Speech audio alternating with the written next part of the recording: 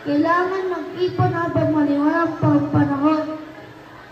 Oo, kapag umulan na, manap lumabas at hanap ng pagkain.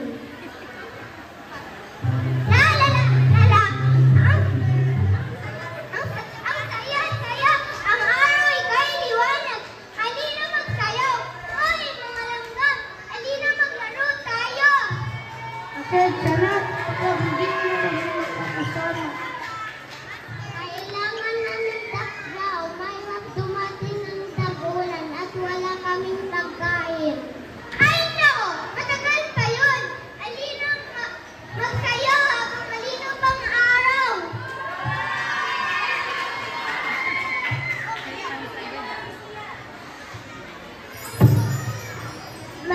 Masaya talaga si Tita Clo.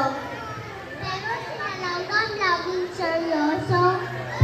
Kaya nga o siya, tara ipagtuloy na natin ang ating ginagawa.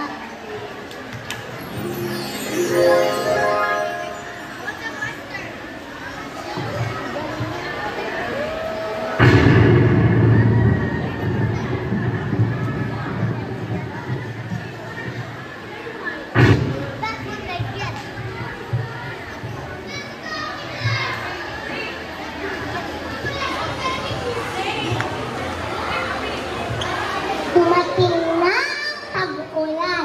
Malakas ang ulan. Malamig ang simoy ng hangin. At halos buong araw ay walang tigil ang pagbuhos ng ulan. Hindi makalabas ang mga hayop.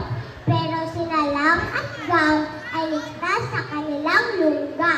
At may pagkain. Hindi nagugutom. Samantalang si Tita Clo na noon ay laging naglalaro ay ngayong gutom na gutom at basang-basa sa ulan.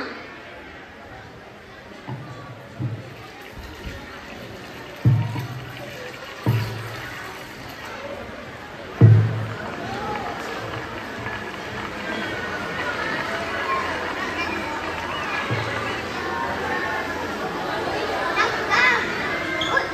Uy, Langgam! Uy, Langgam! Gutom na ako.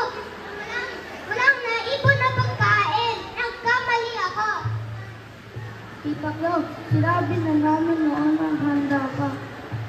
Kaya na yun, natutuhan mo ang ating leksyon. Pasensya na, kaibigan. Hindi na ako matamad-tamad.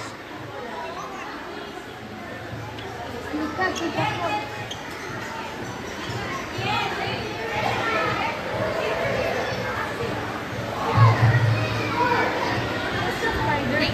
Ayak kasi, puro kalaro noon. Mahalaga rin ang pagiging masipag. Pero okay ang Tita Clo. Mahalaga naman rin na sito ka.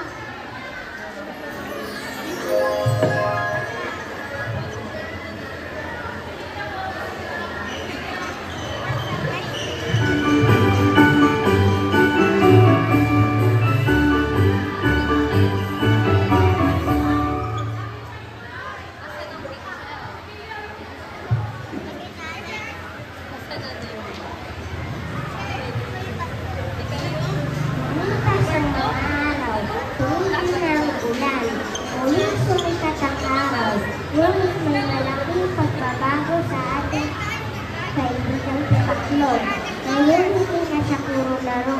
Kasama na niya si Lang at Gam sa pagtatrabaho. Matuto siyang maging responsable at masipag. At higit sa lahat, natuto siyang makinig sa bayan ng kaibigan.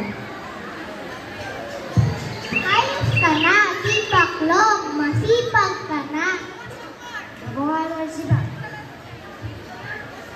Ang laging handa sa panahon. Ang tunay na kaibigan na laging